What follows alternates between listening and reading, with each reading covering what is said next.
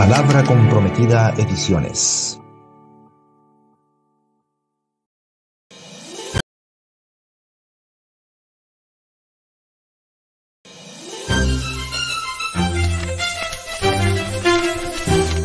Palabra Comprometida Ediciones.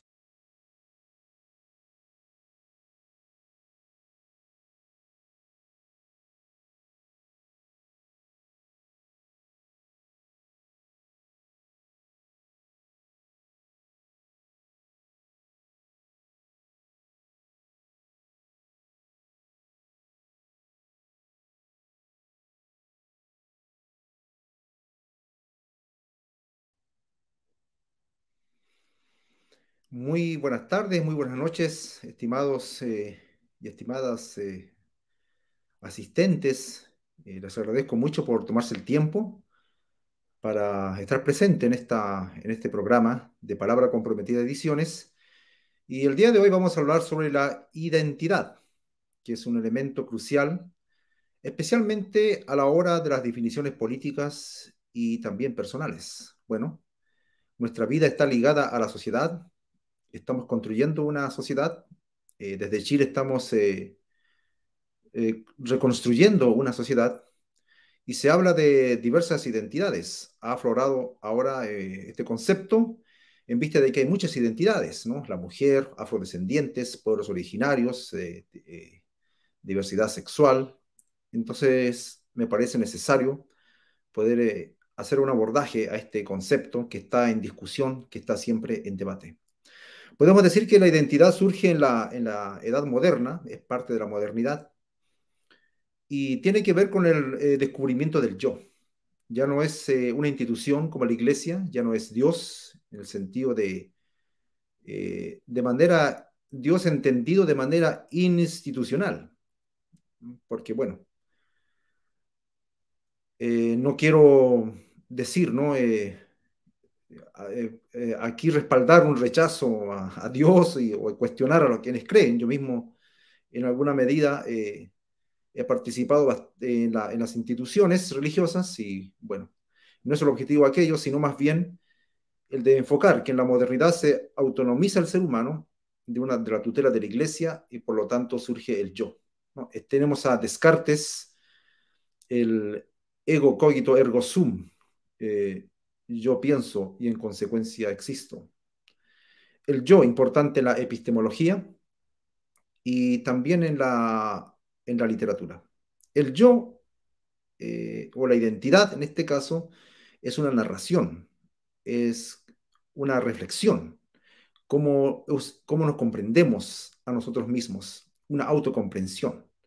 Esa definición es la que me acomoda, que me satisface para hablar de la identidad, como una narración, como una autonarración, como una autocomprensión y en referencia también a los demás. Otro elemento importantísimo que nos da Pierre Bourdieu es el tema de hábitus, que me parece también pertinente para hablar de identidad. Hábitus, ¿qué significa este concepto? Difícil de definirlo con pocas palabras, pero vamos a intentarlo. El hábitus es la manera como yo como camino, la manera, mis gestos. mm, bueno, no necesariamente puede ser aprendido, pero también es producto de mi historia de vida.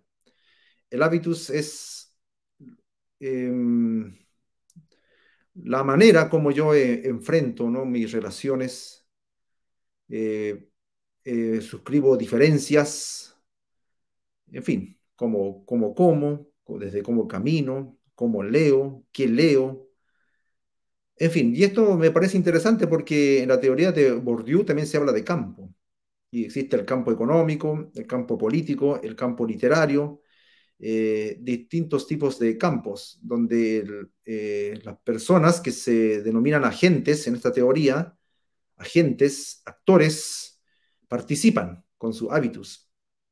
Y la categoría de identidad en este contexto es siempre relacionalidad, para evitar ese concepto de sustancia, ¿no? De hablar, por ejemplo, de una identidad que trasciende el tiempo y siempre fija, inmóvil, Como son estas identidades que muchas veces surgen, ¿no?, de cierta posición conservadora, por ejemplo, el ser chileno. ¿Qué significa ser chileno? De, con este punto de vista que acabo de señalar, significaría una identidad que siempre está en construcción. Y existiría muchas maneras de ser chilenos, o ser peruano, o ser boliviano, etcétera. Pero las personas generalmente se dejan llevar por un concepto de sustancia, como algo, una identidad inmóvil, fija, esencialista, que no cambia. Sin embargo, la identidad siempre está en movimiento, en cambio. Se puede hablar incluso de que una persona puede tener muchas identidades, ¿no? Ser al mismo tiempo mapuche o chileno, no sé.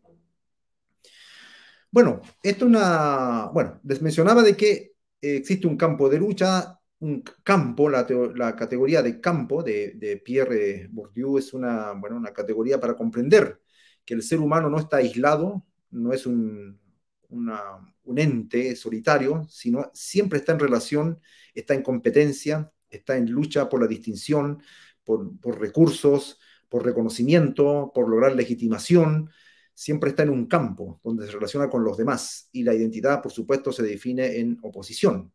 Aquí hay muchos de los elementos estructuralistas, pero no se queda ahí. Entonces, también nos definimos en oposición a otros agentes, otros actores que estamos en el mismo campo. El campo no existe al margen de las acciones humanas o como un sitio donde vamos los seres humanos, sino el campo lo conformamos justamente en los actos concretos en los que nos confrontamos, en que luchamos. Ahí eso conforma el campo. No existe un espacio que se llame campo, ¿no?, como una casa vacía en el cual debemos habitar. No, el campo justamente existe porque hay participación. Cuando actuamos, el campo literario, por ejemplo, existe porque las personas de hecho están escribiendo, hay estilos que se contraponen, existen en los campos también existen los consagrados y los herejes.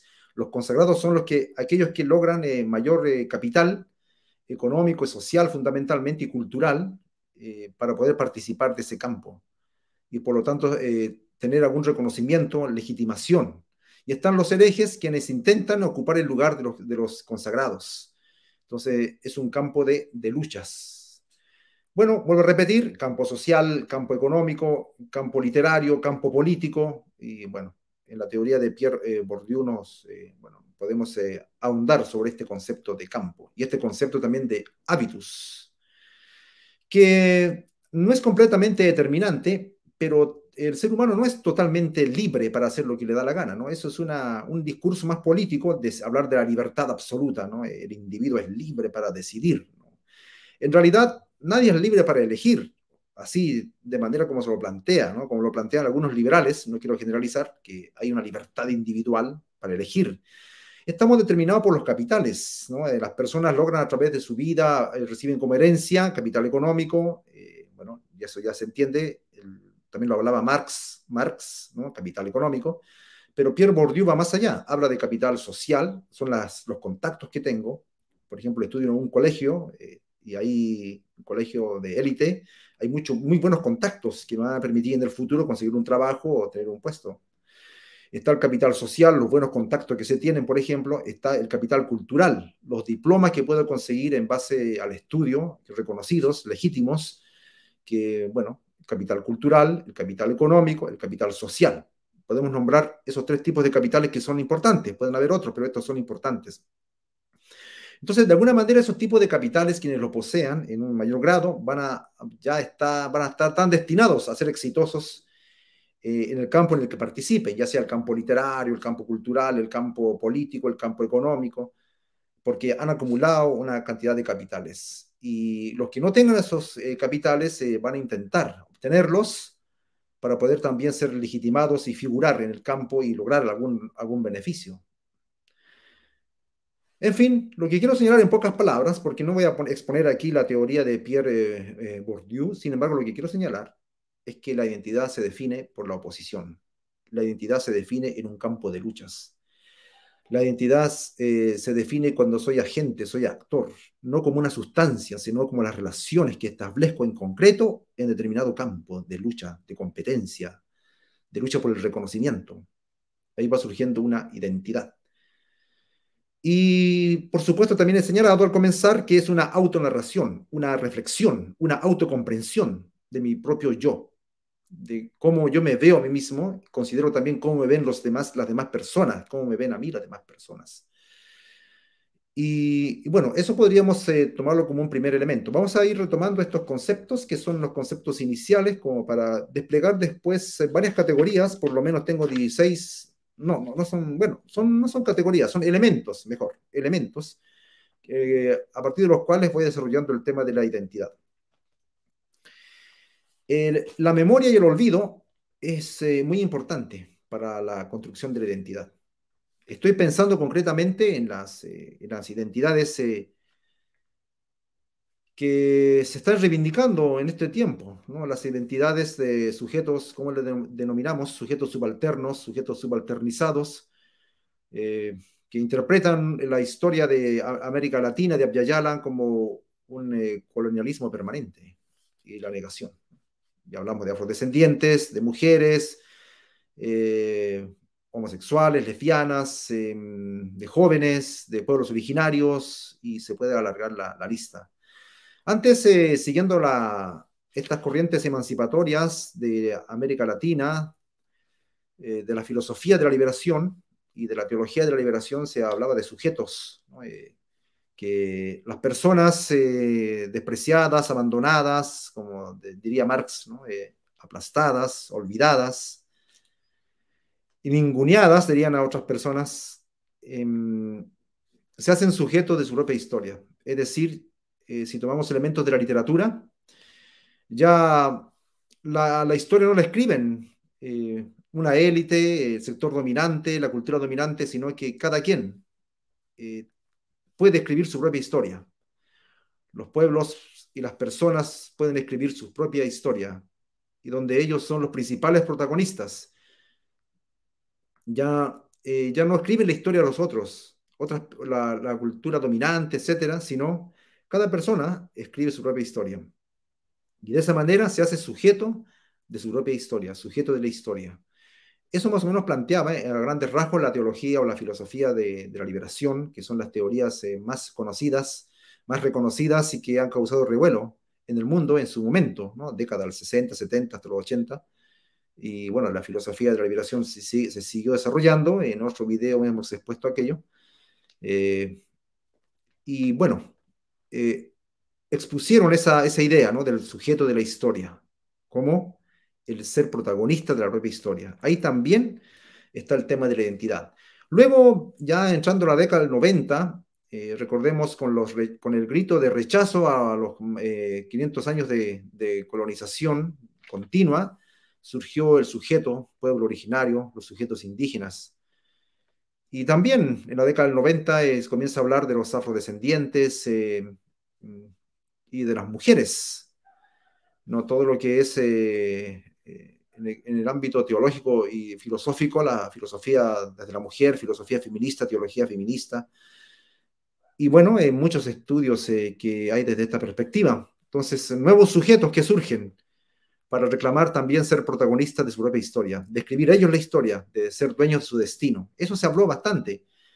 Y Y bueno, muchas constituciones de América Latina están tomando estas categorías para hablar de la liberación de los sujetos, ¿no? Y de la reivindicación de estos nuevos sujetos, estas nuevas identidades. Bueno, hablaba este primer elemento de la memoria y el olvido, ¿no? La memoria siempre está relacionada con el olvido también, cosas que olvidamos, cosas que recordamos, y cómo vamos construyendo un pasado para alimentar, reivindicar una identidad en el presente.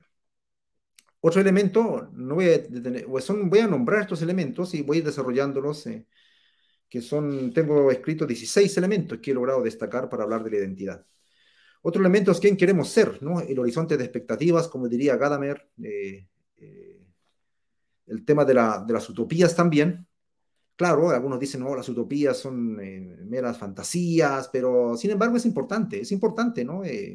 Incluso para la ciencia, ¿no? Si hablamos utopía en el sentido como hablaba Kant del pensamiento trascendental, de la imaginación trascendental, Francis Kramer, un profesor que tuve hablaba a comienzos de la década de los 80 del siglo pasado de la crítica a la razón utópica, justamente tomando este concepto de Kant, ¿no? Y, bueno, la utopía es importante para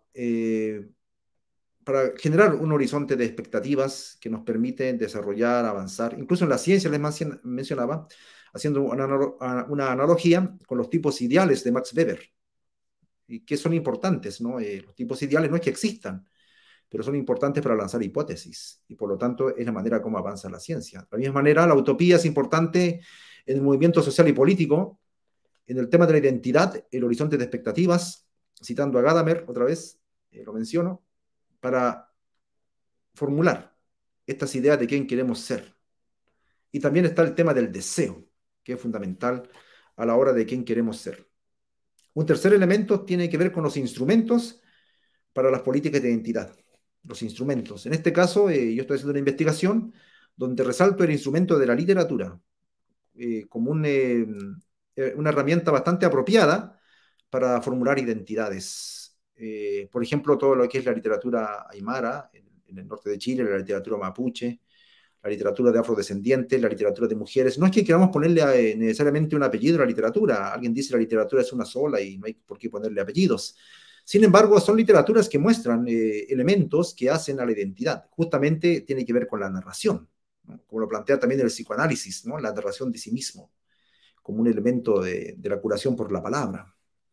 Entonces, la literatura sigue siendo un instrumento fundamental, las historias de vida, y los géneros no se reducen, ¿no?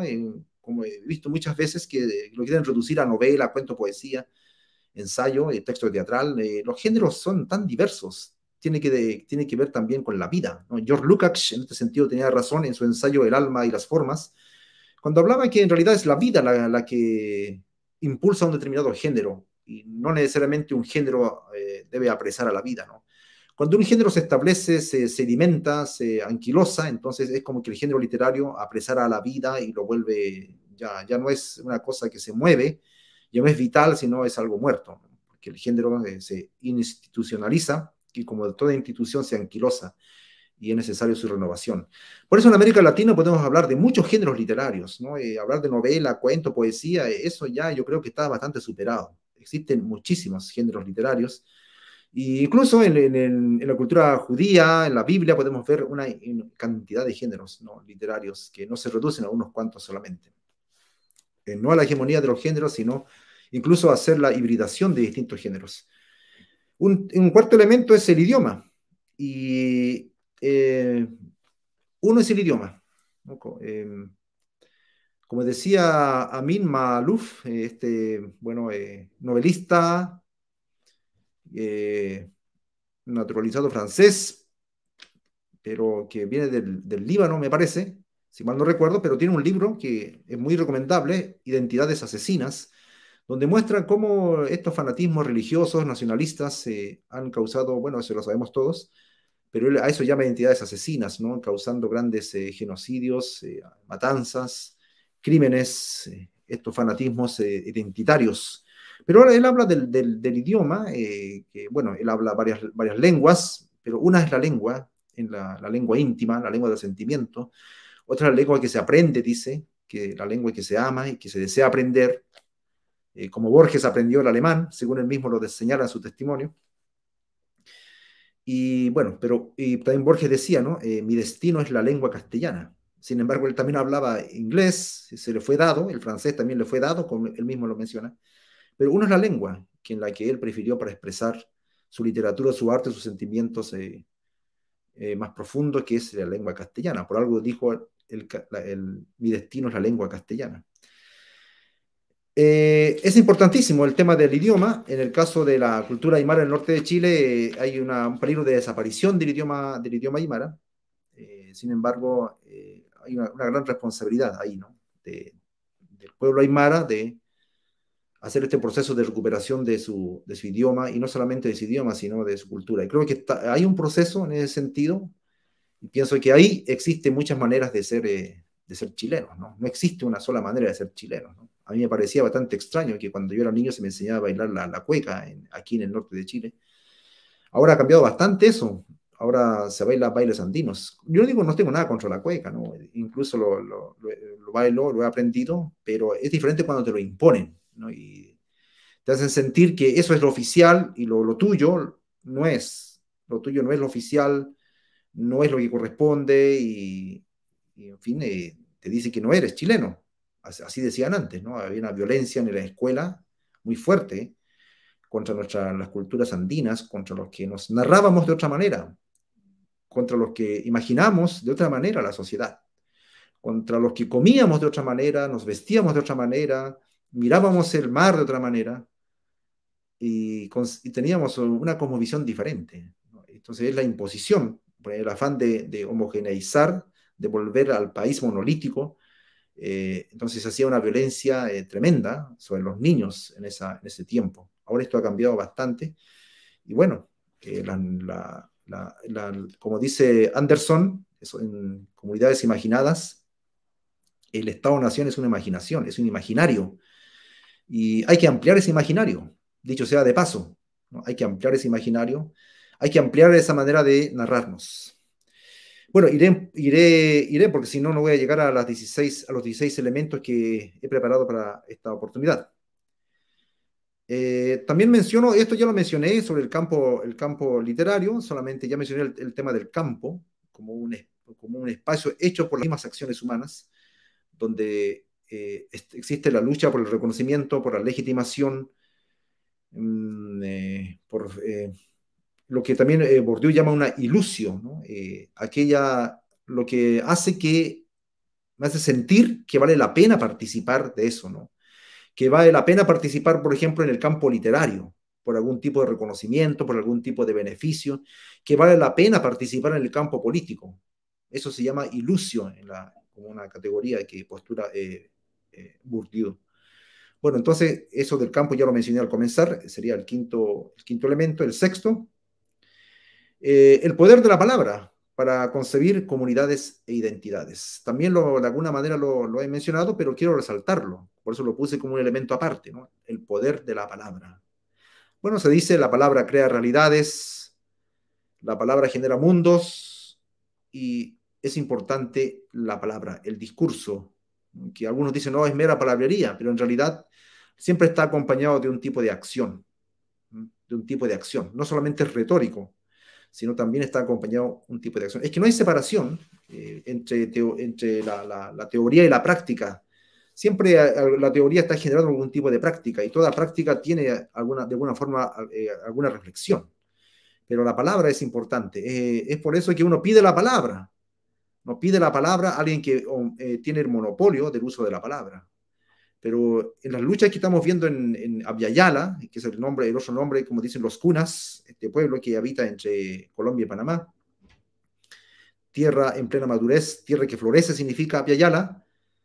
Bueno, en este continente, en las luchas, es el tomar la palabra,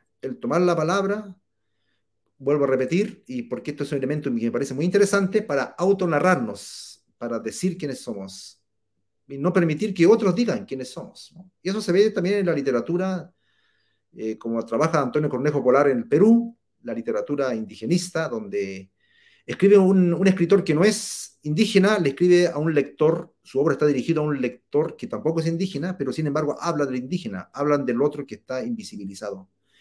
En este momento pienso que el tema de la identidad tiene que ver con tomar la palabra. Ese otro que ha sido invisibilizado toma la palabra por fin y puede escribir su propia literatura. Por eso les explicaba que existen muchos géneros literarios, que seguramente ese otro no va a hablar con una novela, o tal vez sí, pero va a tomar otro tipo de géneros literarios, las reliquias, los relatos fragmentarios, los testimonios, las cartas, y bueno, ustedes ya pueden agregar otros géneros, ¿no? Géneros que incluso están por nacer.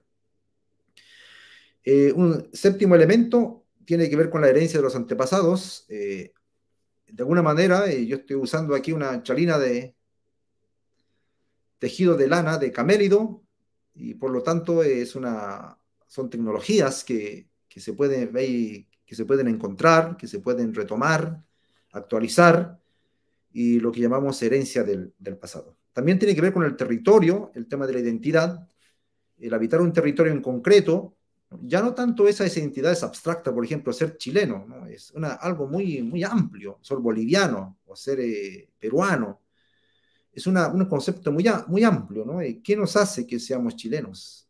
¿No? Es compartir determinadas imaginaciones que ahora están en crisis por todo lo que se ve, están en crisis este relato, por eso se habla incluso de relato, ¿no? Que es un concepto literario también, ¿no? Ahí me respalda el hecho de que esté hablando de la palabra, de la literatura, porque se habla de relatos. Existe un gran relato que está en crisis actualmente y no se va a resolver con que se vuelva a un pasado, que se vuelva como estaba antes, sino que las personas ya bueno, este concepto no me gusta mucho, pero bueno, se usa, o las personas se han empoderado, dice, ¿no? O las personas han tomado la palabra, las personas quieren escribir su propia historia. Entonces, eso ya ha sido despertado y las luchas por la reivindicación de identitarias, y eso no se va a detener, ¿no? Es algo que ya es irreversible prácticamente. Por eso estamos en crisis, no solamente el relato, el relato del Estado-Nación en Abya Yala está en crisis, ¿no? Y el surgimiento de nuevas identidades. Y eso se está reflejando en las luchas políticas que hoy en día vemos en distintas partes de nuestro continente. El territorio, decía, es importantísimo porque no es una entidad abstracta, sino es concretamente la tierra que habito, donde siembro, donde cosecho, donde me reúno, donde celebro, lo que me provee alimento, donde saco el agua. Es lo concreto, esta territorialidad, el territorio también es otro elemento importante para la identidad. Bueno, otro elemento, 9, hablando desde la filosofía, Aristóteles habló del mito, un hermeneuta, filósofo, teólogo francés también, como Bourdieu, Paul Ricoeur, habla de la mímesis, igual como el intento de representarnos a través de la narración, ¿no? Y esto no tiene que ver con la mera literatura, tiene que ver con la historia, tiene que ver también con nuestra propia historia, las historias personales, cómo nos estamos representando, ¿no? Ya lo mencioné en un comienzo también, como adelantando todos estos elementos, algunos puntos de estos elementos, lo adelanté también con eso de la autonarración.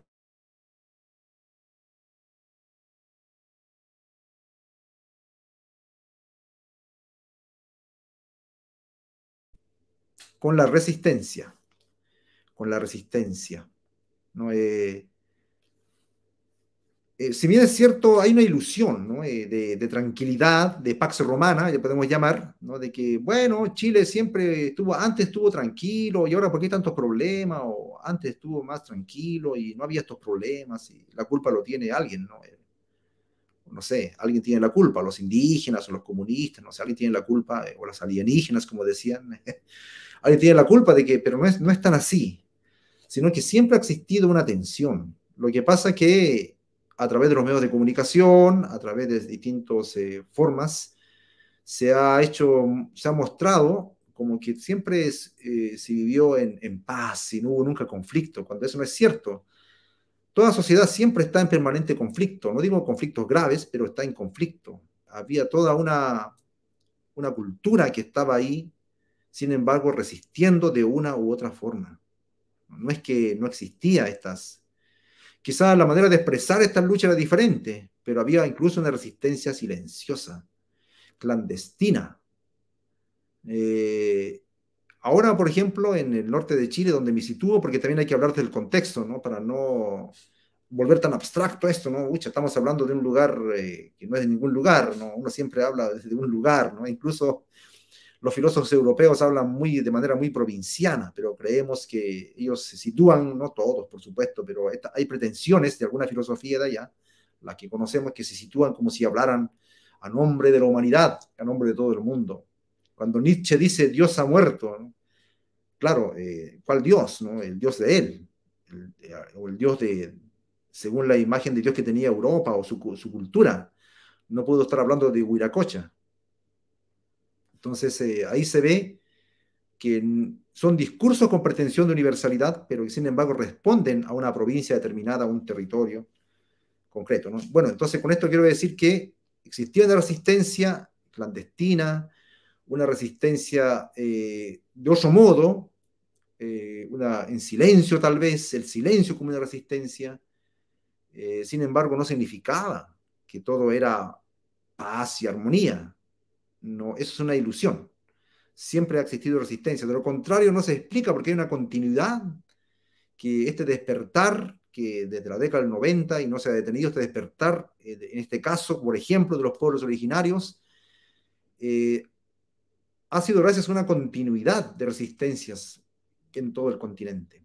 Es que desde que este continente, como dice Enrique Dussel en el libro 1492, El encubrimiento del otro, señala, tiene un capítulo que tampoco la conquista fue tan alegre, rápido, sino hubo mucha resistencia y es un continente en permanente lucha, como lo son otros continentes también. Entonces, la resistencia es un elemento fundamental también en el tema de la identidad.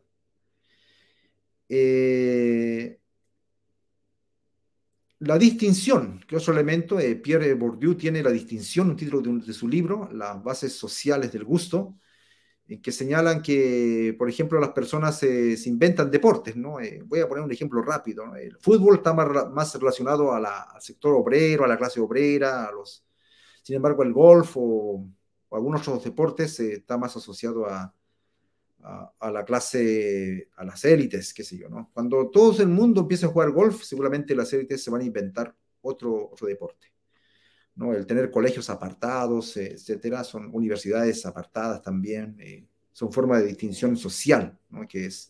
Esto es algo que sucede en las prácticas sociales, ¿no? La distinción, el tema del gusto, ¿no? No es innato el tema del gusto, tiene que ver también con distinciones sociales, el tipo de música que escucho, porque quiero distinguirme de la otra persona que escucha otro estilo de música, ¿no? Que yo considero vulgar o que no es muy intelectual, y como yo soy intelectual, prefiero escuchar a Mozart o a Beethoven.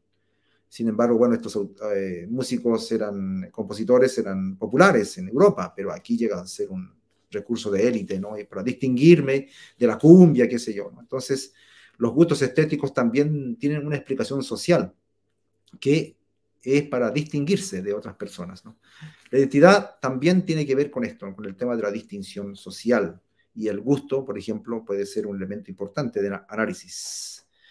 La identidad también, a través de la educación, de las instituciones, quienes controlan el Estado transmiten, ¿no? Generalmente la determinada sector, cultura dominante, existe una cultura dominante de hecho, y también existen culturas en resistencia, como se decía, ¿no?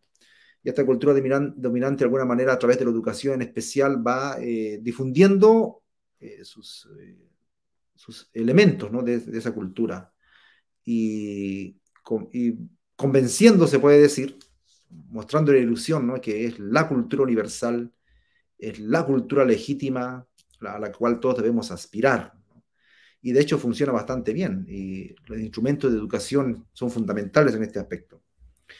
Elemento número 15, se hablaba bastante de sujeto, pero este concepto es más esencialista, ¿no? De sujeto, el sujeto de la historia. Bueno, desde la herencia marxista se habla del sujeto corporal y necesitado. Es importante porque no hay que olvidar que somos cuerpos, y la teoría del hábitus que mencionaba al comienzo tiene que ver con la corporalidad. Es que no hay separación. Por ejemplo, el dominado tiene una cierta posición social, perdón, una cierta posición corporal, quiero decir. La palabra humillación no solamente es una palabra, también se expresa a través del cuerpo. El cuerpo expresa esas palabras, y la dominación también se experimenta de manera corporal. Entonces, bueno, se hablaba del sujeto corporal y necesitado, pero esta categoría, muy importante en la filosofía, en la teología, bueno, en la antropología, etcétera, es cuestionada, y se habla más de actor o de agente, ¿no? Para dar esta idea de relacionalidad, de agente o de actor, ¿no? Que estamos actuando. Me recuerda mucho al Teatro del Mundo de Pedro Calderón de la Barca, ¿no? Somos actores en una obra de teatro, y nuestra muerte es el fin de esa función, de esa obra. Pero asumimos roles de profesor, madre, padre, novio, novias, el rol de obrero, capataz, empresario, en fin, presidente, político. Son roles que asumimos para actuar y estamos actuando como en un teatro y somos un personaje. Eso también tiene que ver con la identidad, ¿no? Somos actores como personajes en una novela. Tiene también que ver con la identidad. Y por último, el elemento de la lucha política, que es el elemento con el que he mencionado al comenzar. Vivimos un momento de lucha política, de lucha de las identidades y de la manera como las personas se están autorrepresentando, se están autocomprendiendo, una autocomprensión, están reflexionando sobre sus propias personas, quiénes quieren ser. Bueno, en resumen, y ya para ir concluyendo esta intervención, podemos señalar que la identidad es autonarrarse, es un relato de nosotros mismos, considerando qué piensan también los demás, cómo nos ven las otras personas y cómo nos vemos nosotros, en una relación dinámica, ¿no? Cómo nos ven y cómo nos vemos, cómo nos vamos percibiendo. Otro elemento es la capacidad de ser protagonistas de nuestra propia historia, no permitir que otros escriban la historia por mí, sino yo mismo escribir mi propia historia, ser protagonista de mi propia historia. Y eso tiene que ver con la reivindicación de muchas personas que reivindican una identidad. Hemos mencionado los elementos de la memoria, que yo apunté aquí, elemento de la memoria, que tiene que ver también con el olvido, lo que hemos olvidado, lo que hemos recordado a través desde el presente, reconstruimos aquellos elementos que hacen a nuestra identidad con un interés del presente, en el presente, una identidad de lograr legitimidad, de lograr reconocimiento, de establecer una lucha política. ¿Quiénes queremos ser? El horizonte de expectativas, el norte, los instrumentos que usamos para nuestra identidad, como la literatura, la narración, que he expresado ya en géneros literarios, el idioma que estamos usando, que también hace nuestra identidad, porque si hablamos de narración, hablamos de relato, en el idioma está presente, en determinado idioma es como nos expresamos, ¿no? Hablamos también de campos, de diferentes campos, político, económico, literario, religioso, donde vamos definiéndonos en relación a los demás, en competencia, en lucha, pero también en el campo hay asociaciones, esto no lo señalé, o lo digo ahora, ya en la síntesis de esta exposición. Hay alianzas también estratégicas para poder establecer esa lucha en los campos, ¿no? La palabra, importantísimo, el poder de la palabra, la herencia de los antepasados, el territorio, como para definir una identidad de manera concreta, y no estos imaginarios un tanto abstractos como los que propone el Estado-Nación, que sigue siendo importante, algo nos debe unir, ¿no? Aunque son, como vuelvo a repetir, bueno, en este resumen ya, relatos en crisis, el Estado-Nación está en crisis. Los mitos, la representación que tenemos de nosotros mismos, y bueno, la resistencia, que es importante también para el tema de la identidad. De alguna manera, confiamos en que tenemos algo que defender, tenemos valores, etos, de ahí se deriva la palabra ética, pero de etos, la costumbre de un pueblo, valores que tenemos que defender. Creemos que vale la pena defender esos valores, que vale la pena, por lo tanto, resistir a una imposición. De ahí también se va generando una identidad. La autonarración, la distinción, ¿no? La distinción por motivos estéticos, por motivos de clase, en fin, las distintas formas de distinción para diferenciarnos, ¿no? Y en esa búsqueda de alguna cosa que nos caracteriza, ¿no? De manera personal. También es importante el tema de la cultura dominante, que nos impone cierta identidad a través, fundamentalmente, lo puse como ejemplo por excelencia, de la educación formal, de la educación institucionalizada, a través de donde se reproduce elementos de la cultura dominante, ¿no? La cultura que controla el Estado, que de alguna manera administra determinado poder. Luego, para superar, esto está en discusión, la categoría que está más asociada a un esencialismo, la categoría de sujeto, muy importante para todo lo que es la modernidad, el sujeto, ¿no? El yo pienso, el tema del agente del actor, no somos actores en un teatro del mundo, como decía Pedro Calderón de la Barca, el teatro del mundo, y por lo tanto somos un personaje que estamos generando, y bueno, esto tiene que ver mucho con el teatro y la literatura. Y finalmente, la lucha política. que es fundamental, ¿no? En este tiempo, lucha de identidades. Es lo que puedo contribuir en este momento para hablar del tema de las identidades. Lo importante es que logremos construir un imaginario de país, de Estado-nación. Yo no sé, algunos critican el Estado como ya una institución insuficiente. Hay distintas posiciones, pero de alguna manera tenemos que aprender a convivir en este territorio y imaginar varias formas de ser chilenos. No hablar del pueblo de Chile, por ejemplo, o del peruano, o el boliviano, pero en este caso hablo desde Chile, sino de los pueblos, que me parecen categorías interesantes para acoger la diversidad que somos. Que va a haber conflicto, ¿no? Las identidades siempre están en conflictos, pero ahí está la capacidad de creación, la voluntad política para volvernos tolerantes, y yo creo que estamos avanzando hacia nuevas etapas de la humanidad, donde se reconocen las diversidades y que son procesos, como lo señalé, irreversibles. Procesos irreversibles en estas luchas de las identidades. Esta ha sido una pequeña contribución al tema de la identidad desde una perspectiva filosófica, teológica, cultural. Muchas gracias y, bueno, bendiciones.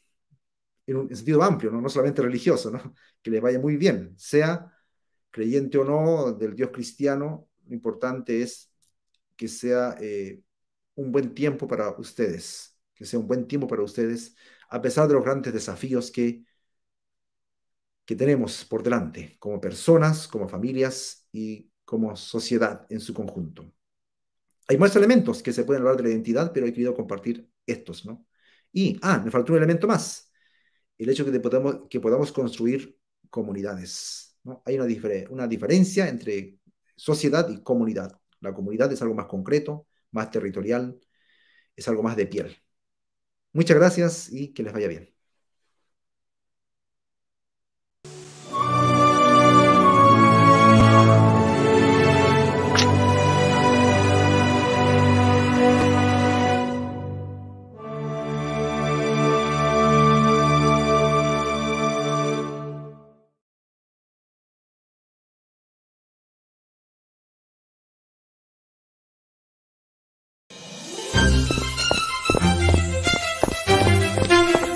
Palabra Comprometida Ediciones.